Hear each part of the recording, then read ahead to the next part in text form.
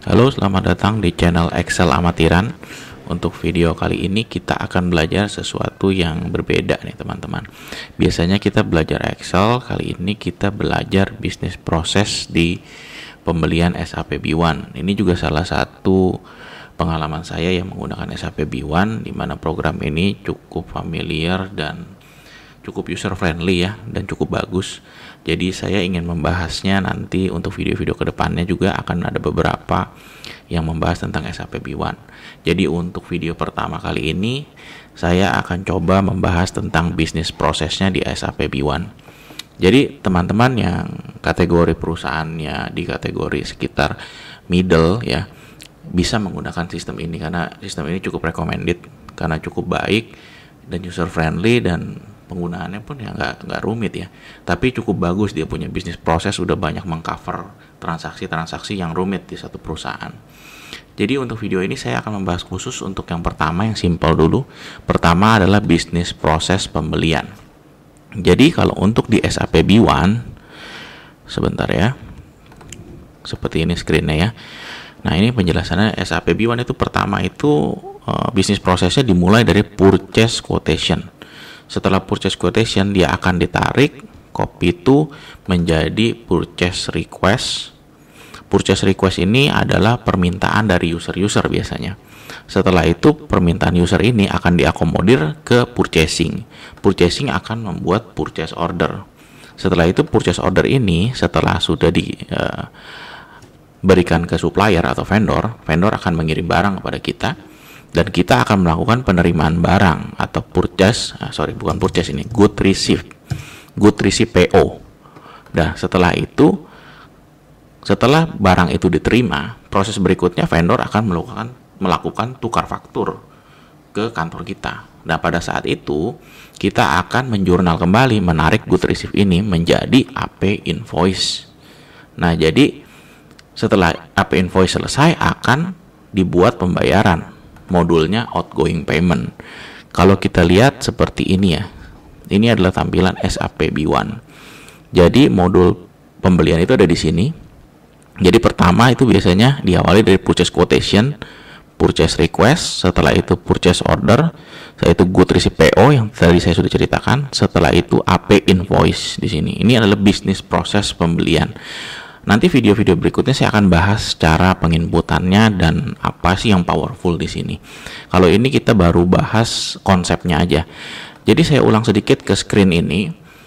Jadi yang teman-teman accounting perlu tahu di sini adalah bisnis proses ini kita perlu tahu terjadi jurnalnya di mana itu teman-teman. Sebab kalau kita mau membuat satu financial statement, kita harus tahu bisnis proses ini secara baik. Kalau enggak, kita nggak akan bisa menyusun laporan keuangan. Walaupun jurnalnya sudah otomatis, tapi kita harus tahu jalan ceritanya. Jadi proses terjadinya jurnal itu adalah di bagian good receive ini teman-teman. Jadi pertama user ini akan membuat permintaan. Permintaan ini akan disetujui oleh kepala bagian. Setelah itu diserahkan ke bagian purchasing. Purchasing akan beli barang. Nah sampai di sini tiga proses awal ini tidak terjadi jurnal. Nah terjadi jurnal ada di sini. Di sini akan terjadi jurnal pada saat penerima barang. Yang normalnya aja, misalnya kita untuk membeli barang persediaan, maka di sini akan terjadi jurnalnya persediaan pada hutang dalam proses. Dalam proses atau hutang yang belum ditagih. Sebab pada saat ini supplier belum sempat nagih kita. Jadi jurnalnya adalah persediaan hutang dalam proses di sini. Jika kita menggunakan itemnya item inventory atau persediaan barang dagang ya. Bisa juga sebab di sana juga kalau jasa di sini langsung menjurnal ke beban di sini. Tapi ini saya jelaskan yang umumnya dulu ya. Nah, berikutnya setelah good receive, setelah barang diterima, logikanya baru kita akan melakukan proses verifikasi di dalam AP invoice. Biasanya AP invoice ini yang pegang orang accounting. Nah, AP invoice ini terjadi jurnalnya adalah hutang dalam proses yang ini. Kreditnya adalah hutang dagang. Jadi hutang dalam prosesnya habis di sini. Pada saat diterima oleh accounting tidak menjurnal ke beban atau dan lain-lain. Dia hanya narik good receipt PO-nya ini menjadi AP invoice dan terjadi jurnalnya adalah hutang dalam proses pada hutang dagang. Jadi pengakuannya pada saat supplier tagih kita, baru kita mengakui timbulnya hutang dagang di kita. Sedang hutang dalam prosesnya sudah debit kredit. Ini sudah habis, sudah lunas. Nah, berikutnya apa? Setelah AP invoice ini selesai, dokumen akan diserahkan ke bagian keuangan. Keuangan akan melakukan pembayaran. Pembayaran jurnalnya seperti apa? Modulnya masuknya di sini outgoing payment. Kalau di SAP yang ini kita ambil di sini banking. Nah, ini outgoing payment di sini modulnya. Nah, kita kembali ke screen ini. Nah, jurnal apa yang terjadi di sini? Jurnal yang terjadi adalah di sini kita akan melunasi hutang dagangnya. Berarti di sini hutang dagang,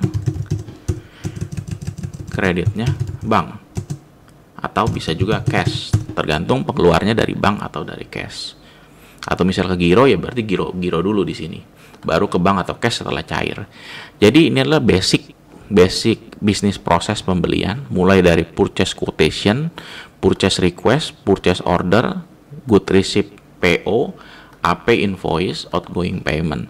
Kebanyakan perusahaan tidak melakukan langsung semuanya seperti ini. Kebanyakan kalau misalnya perusahaan ini nggak terlalu besar size-nya, dia biasanya mulai dari purchase order. Karena semakin banyak ini pun akan semakin banyak user yang digunakan, yang jelasnya nggak murah ya usernya. Jadi biasanya kebanyakan perusahaan mulai dari purchase order. Purchase request-nya biasanya by email atau pengajuan tertulis. Nah, ini tergantung dari perusahaan yang teman-teman pegang saat ini. Bisa mulai dari sini, bisa mulai dari sini, bisa mulai dari sini, bisa mulai dari purchase order, itu terserah dari teman-teman. Bahkan ada juga perusahaan yang menerapkan mulainya dari AP invoice, PO-nya masih manual. Tapi sayang sih kalau misalnya kita menggunakan SAP B1, kita nggak memanfaatkan integrasi sistemnya ini.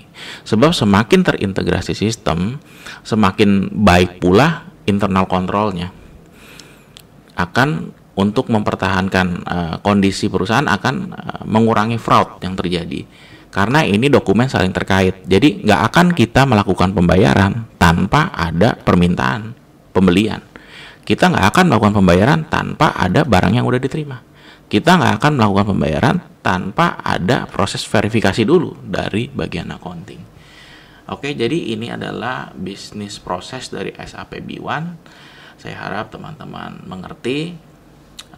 Nanti kita juga akan membahas tentang bagaimana modul-modul yang ada dalam SAP B1 seperti ini ya. Untuk lebih detailnya di video-video berikutnya. Oke, terima kasih.